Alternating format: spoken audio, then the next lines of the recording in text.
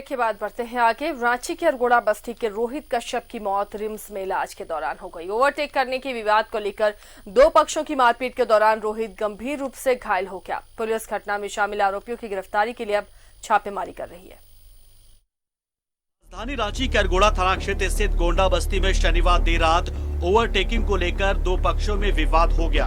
ये विवाद इतना बढ़ गया कि एक पक्ष ने दूसरे पक्ष के रोहित कश्यप नाम के एक युवक पर चाकू से एक के बाद एक 12 बार वार कर गंभीर रूप से जख्मी कर दिया, जिसे बाद में स्थानीय लोगों के सहयोग से रांची के रिम्स पहुंचाया गया, लेकिन युवक की इलाज के दौरान मौत हो गई। दो स्कूटी में हम लोग से ओवरटेक किया तो उसको हम लोग वो बोला रोहित कि थोड़ा धीरे चलो, तो वो लोग आगे आके ये किया। उसके बाद सामान था उसके पास, बस ऊपर हम लोग को दिखाया तो दो हम लोग भाग गए और ये बेचारा गिर गया वहाँ पे। उसके बाद हमको ऐसा कुछ और नहीं पता है। बताया जा रहा है कि एक गुट नशे में था और इसी दौरान रोहित नाम का युवक उधर से गुजर रहा था और इसके बाद दोनों के बीच में ओवरटेकिंग को लेकर विवाद हो गया। इस विवाद में हुए चाकूबाजी में युवक के पेट समेत अन्य जगहों पर गंभीर चोटें लग गई थी, जिसके बाद आनंद फानन स्थानीय लोगों और पुलिस की मदद से घायल युवक को पास के एक अस्पताल पहुंचाया गया। स्थिति नहीं सुधरी तो इसके बाद उसे रिम्स ले जाया गया, लेकिन रिम्स में इलाज के दौरान रोहित कुमार की मौत हो गई। घटना के बाद पुलिस आरोपितों की तलाश में जुट गई है। चाकूबाजी करने वाले युवकों की तलाश में कई जगहों पर छापेमारी भी की गई। इस घटना के बाद स्थानीय लोग काफी आक्रोशित हैं। लोगों का कहना है कि सड़क की चौड़ाई कम होने से आए दिन ओवरटेकिंग को लेकर विवाद होते रहता है, इसलिए सड़क पर सरकार को ध्यान देने की जरूरत है ताकि फिर से भविष्य में कोई घटना ना हो। चौड़ीकरण करे, गांव वाला हम लोग मदद करने के लिए तैयार है। उचित मुआवजा देकर इसको चौड़ीकरण करके हम लोग को मुक्त करे और चैन से जिंदगी जीने दे हम लोग को। आज जो लफड़ा हुआ है इसी का कारण है कि यहाँ से ढलाई स्टार्ट हो रहा था, इन लोग में भगदड़ हुआ होगा और उसके बाद ही ऐसा हुआ। ऐसा आए दिन होते रहता है इस रोड में। हम लोग हो सकता है मुख्यमंत्री के पास 2-4 दिन में टाइम लेकर मिलने भी जाए हम लोग इस चौड़ीकरण के लिए। राजधानी रांची में ओवरटेक की वजह से विवाद में एक युवक की चाकू लगने से मौत हो जाती है, तो वही विवाद में शामिल आरोपी अभी पुलिस की गिरफ्त से दूर है। अब देखना ये होगा कि आरोपी कब तक सलाखों के पीछे आ पाते हैं। न्यूज़ 11 भारत के लिए रांची से कैमरामैन नवल के साथ मोहम्मद इमरान की रिपोर्ट।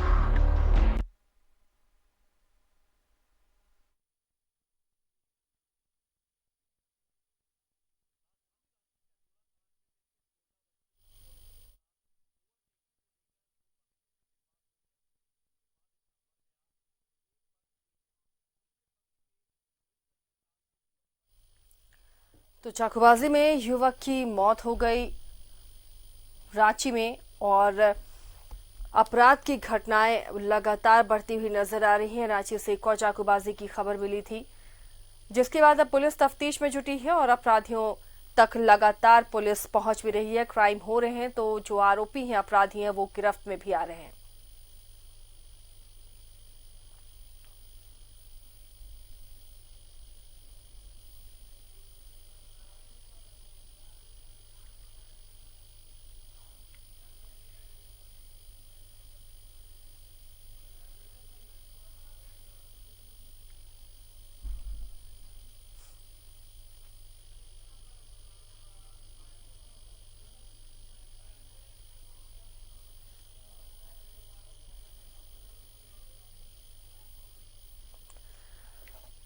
तो चाकूबाजी की खबर आपको हम दिखा रहे थे,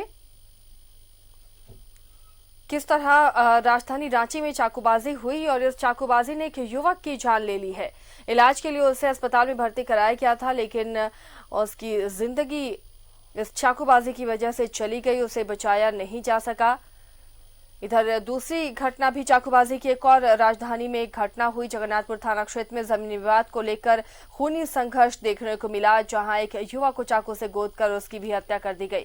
मामले पर परिजनों ने आरोप भी लगाया है कि पुलिस वहां मौजूद थी, लेकिन मूकदर्शक बनी रही, जिस वजह से ये घटना हो गई।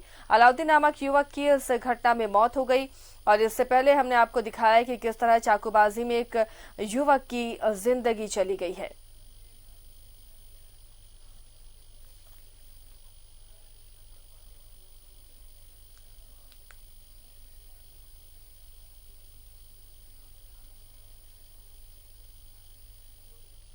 इधर रांची के जगन्नाथपुर थाना क्षेत्र में जमीन विवाद को लेकर कई बार खूनी संघर्ष देखने को मिला है, जहां एक युवक को चाकू से गोद कर उसकी निर्मम हत्या कर दी गई। मामले पर परिजनों का आरोप है कि पुलिस वहां मूक दर्शक बनी रही, जिस कारण ऐसी घटना हुई। इसमें अलाउद्दीन नाम के एक युवक की मौत हो गई।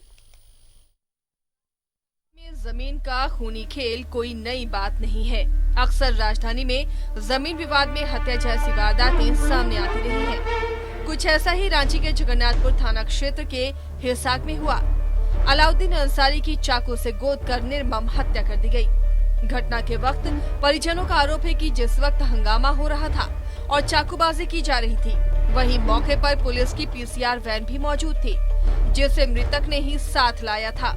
चाकूबाजी की इस घटना पर परिवार वालों का कहना है कि 23 डिसमिल जमीन का केस काफी लंबे समय से कोर्ट में चल रहा था और इसका फैसला भी उनके हक में आया था और उसी जमीन को खाली कराने को लेकर अलाउद्दीन गया था।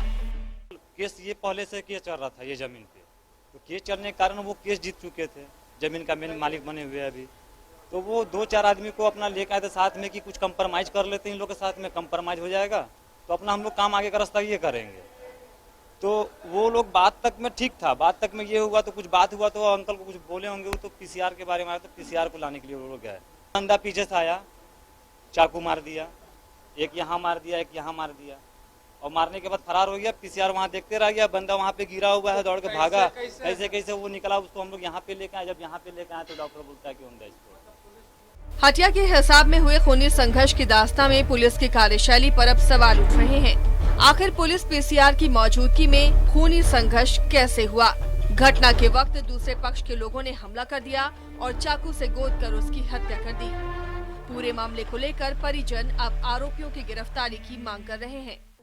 ज्यादा धरा पकड़ा, मारपीट, छुरा चौकी, लाठी डंडा चलने लगा तो हम लोग दौड़ के भागे तो देखे मेरे भाई को गिरा हुआ पाए। उसके बाद में हम लोग पकड़ के भाई को लाए। उसके बाद में पीसीआर वही जगह मेरा भाई खुद लेके आया था, खुद लेके मुख दर्शक लेके बन के आया था कि आप लोग इसका जमीन को छोड़ दीजिए, मगर वो लोग का भी बात नहीं माना। और देखते हुए मार उसका सामने चाकू चला, लाठी चला, डंडा चला, तलवार चला, है ना। उसके बाद भी पीसीआर कुछ नहीं किया। उसके बाद मेरा भाई को छुरा मारा गया। लंबे समय से चल रहे जमीन विवाद को लेकर खूनी संघर्ष के बीच एक व्यक्ति की जान चली गई। अब देखना यह है कि जगन्नाथपुर पुलिस पूरे मामले में क्या कार्रवाई करती है। रांची से कैमरा पर्सन नवल के साथ न्यूज़ 11 भारत के लिए आयुष के साथ इमरान की रिपोर्ट। और इस मामले पर ज्यादा जानकारी के लिए हमारे सहयोगी इमरान जुड़े हुए फोन लाइन पर लाइव, उनसे सीधे जुड़ते हैं। इमरान, चाकूबाजी की दो घटनाएं राजधानी में और जो दूसरी घटना है जिसका भी जिक्र किया इस रिपोर्ट में, हैरानी होती है पीसीआर वैन वहां मौजूद थी, पुलिस मौजूद थी, फिर कैसे चाकूबाजी की घटना को अंजाम देने दिया गया? देखिए, दो अलग अलग घटनाएं राजधानी रांची के दो अलग अलग थाना क्षेत्रों में हुई है। एक जो है वो अरगोड़ा थाना क्षेत्र में रोहित नामक युवक की जो बाइक ओवरटेकिंग विवाद को लेकर के चाकूबाजी की घटना हुई थी, जिसमें रिम्स में ही इलाज के दौरान मौत हो गई। जबकि दोपहर में रांची के जगन्नाथपुर थाना क्षेत्र में जमीन विवाद को लेकर के, जो कि काफी लंबे समय से यह पूरा जमीन विवाद चल रहा था, और ये विवाद इतना आज बढ़ गया कि खूनी संघर्ष दोनों पक्षों के बीच में हुई। और इस खूनी संघर्ष में अलाउद्दीन अंसारी नामक व्यक्ति की चाकू से गोद करके हत्या कर दी गई। बहुत निर्मम तरीके से हत्या की गई, शरीर पर कई चाकू से वार किए गए। दोनों घटनाओं में जो जगन्नाथपुर की घटना है वो काफ़ी जो है वो अलग है। परिवार वालों का जो महत्वपूर्ण आरोप है कि तकरीबन 1.5 दर्जन से अधिक लोगों ने जो मृतक है उसको घेर करके उसके साथ मारपीट किया, उसके बाद उसे चाकू से गोद करके हत्या कर दी गई। लेकिन इस सब के बीच परिवार वालों ने एक और आरोप लगाया कि घटना के वक्त मृतक ने ही इस पूरे घटना की हंगामे की जानकारी पुलिस को दी थी। पुलिस पीसीआर वैन मौके पर पहुंची